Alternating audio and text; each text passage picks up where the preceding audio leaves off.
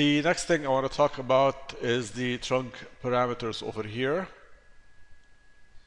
Starting with the trunk caps. I'm gonna hide the branches temporarily, so I'm gonna go to branch global and uncheck generate branches, and this will just keep the trunk. Now if I look at the trunk, it's a hollow deformed cylinder without any caps. So if I go to trunk parameters, the first thing I can do is check trunk caps on, and this will actually add caps to my trunk. We have a capped bottom as well. So let's increase the size, say, to 12. And you notice that by default we don't have any material set to the cap. Now if you go down to material selections, we see that the trunk cap polygon selection name is called cap, right? And if you go to the material tags up here, we have one for the trunk, one for the branches, which is called branch, and it's using the same material, which is called trunk, and one for the leaves, which is called leaf 1, and it's using the material called leaf. So in case I wanted to add a material for the trunk, I'm going to create a new material for this. So I'm going to just create a material and call it trunk cap. You can just give it any material name you want. And I'm gonna get a trunk cap texture. So I'm gonna get a texture, which is this one here. And if I just close this and drag it over the tree, here it did take by default the cap because it does not have a selection name. So I'm gonna just give it a selection name of cap, and now it's gonna be projected onto the cap properly. Now in case you get deformation in the mapping of the cap, like I'm getting over here, and I really want to render this part, then I would go down and reduce the root flare strength to get the proper mapping on the cap like this. This is a limitation that will be addressed in future versions. The next feature I want to talk about is the expanding trunk growth. So by default, if I actually go to my tree parameters and change the tree growth, the trunk would actually expand without changing its radius at the top. It has a constant radius, which is the radius of the trunk at this level. So if I go back to my trunk parameters, check expanding trunk growth, go down to the trunk profile. This is the trunk profile curve. So I'm gonna press Control to add a new point and then reduce the tip of the trunk like this, the radius of the tip. So now it's actually smaller. All right, this curvature will be inherited along the growth. So if I uncheck this, the tip of the trunk is going to have the reducing radius, while if I check expanding trunk growth, along the growth of the trunk I'm going to have this radius change. So if I change the grow now, the trunk is going to grow according to that curve all the way through, and unchecking it will just show you the curve at the tip of the trunk. Now the trunk render subdivisions is the next parameter. For this I'm gonna change the tree type to something more elaborate, so we get a more sophisticated tree. So if we look at this tree, for example, which is the heartwood tree, and we go to trunk parameters, the surface of the tree is actually very smooth, and I would like it to be a bit more rough. To add to the roughness of the tree, I can go down and play with the trunk displacement. So if I set it to 0, the trunk is not displaced at all. If I increase it, I have more and more displacement for the trunk. Now the displacement also depends on the scale of the displacement. So if I increase that scale value, the trunk is going to have a larger scale for the displacement. This does not affect the branches, so they stay in place. So to actually focus on this better, I'm gonna go back and uncheck generate branches. So again, back to the displacement of the trunk, I can decrease the scale of the displacement, right? So let's go to show lines as well. I can decrease the scale of the displacement, say to 15, and I can have the displacement set to 5.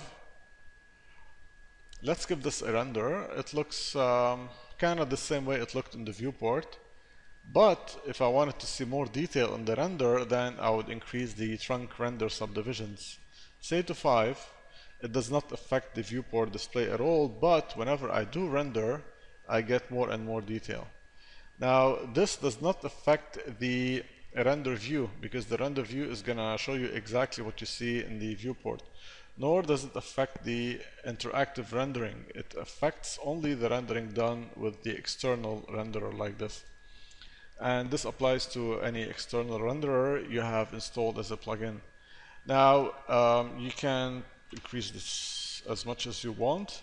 So now we have more and more detail, and therefore we can actually reduce the scale of the displacement and increase the multiplier for the displacement just to have a clearer view of that displacement.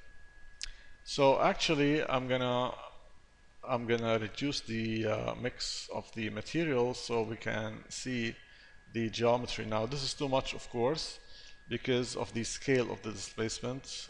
Let's set it back to 7, and here we start to see the actual displacement happening. Now you can reduce it if you want, but you would have to reduce the displacement amount.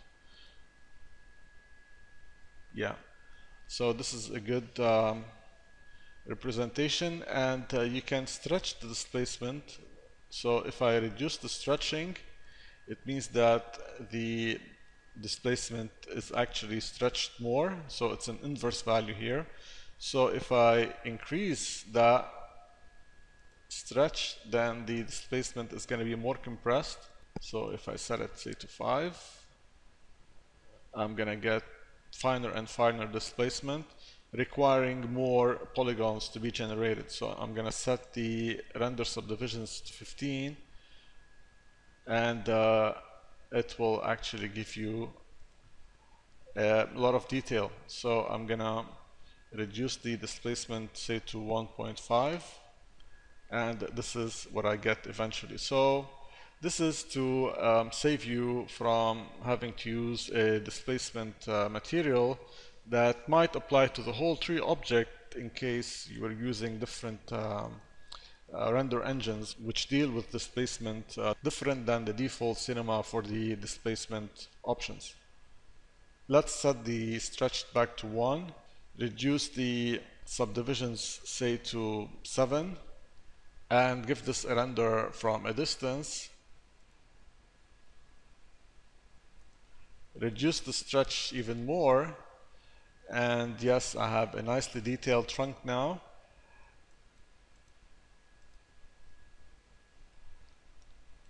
Which will greatly enhance the quality of the render. For now, I'm going to go back to a render subdivision of 1.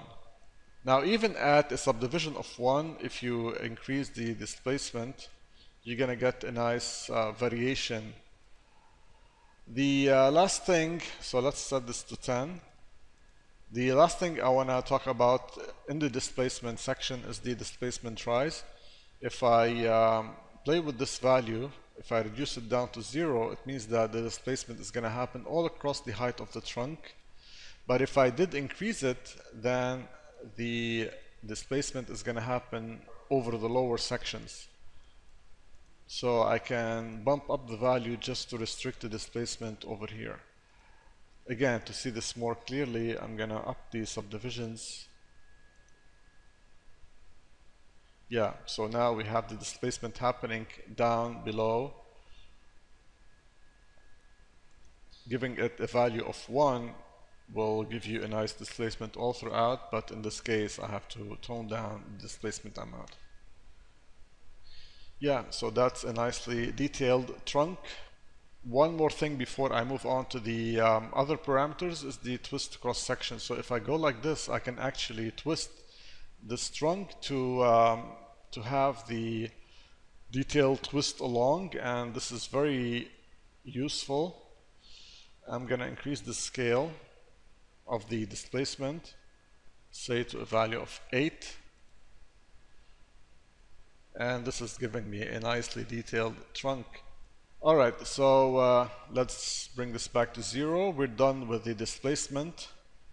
The next parameter is the trunk segments, which I can increase and decrease. They're pretty self-explanatory, so I won't spend too much time on this, along with the sides. The height of the trunk will make the trunk go higher or lower. Now, in case I set it to 0, it's gonna have this because of the turbulence of the trunk. So setting the turbulence down to 0 will make it flat again. Next we have the radius of the trunk, which you can increase and decrease. Now this is a global value. For finer detail, you can just play with the profile of the trunk to get something totally different.